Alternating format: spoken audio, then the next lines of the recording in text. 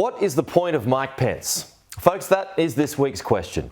The wheels of his campaign are coming off and we're still only at the early stages. He's barely raised enough money to get to the first debate. So far, his campaign has raised a paltry $1.2 million for the second quarter of this year. Compare that to the Republican Party's runaway leader Donald Trump, who's raised more than $35 million in the same time. And second placed, Ron DeSantis, who's received about $20 million from donors since he announced his run. This is how dire Pence's campaign has now become. According to the Washington Post on the weekend, at a recent outdoor garden party, he delivered his usual pitch and then held out his hand to prospective voters. He reportedly said, $1 would be a help tonight. Even before you go to bed tonight, go online. Send us $1 or whatever. This is a former Vice President of the United States begging for $1. He then reportedly says, I'll see you at the inauguration. The dude is deluded. Mike Pence was an uninspiring Vice President, as most are, to be fair. But Pence especially so. Even a fly stole the show when it landed on his perfectly coiffed hair during the VP debate against Kamala Harris back in 2020. An uninspiring Veep and now an uninspiring presidential candidate who will be one of the first Republicans to get knocked out of the upcoming White House race. All you have to do is follow the numbers, not just the poor fundraising, but also just general traction, because he has none.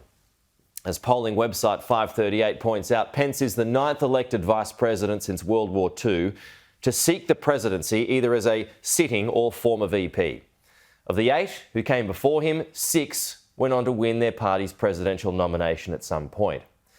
As a most recent vice president, Pence should have a strong case for a deep run at the highest office, only he doesn't.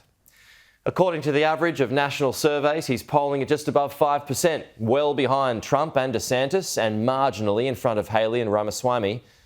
But he's a former VP, once a heartbeat away from the top job. Pence is now polling so badly that he's back with Dan Quayle when 538 drew up the comparisons.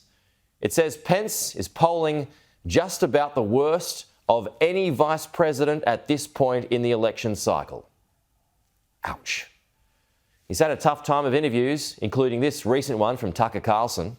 I'm sorry, Mr. Vice President, I know you're running for president. You are distressed that the Ukrainians don't have enough American tanks.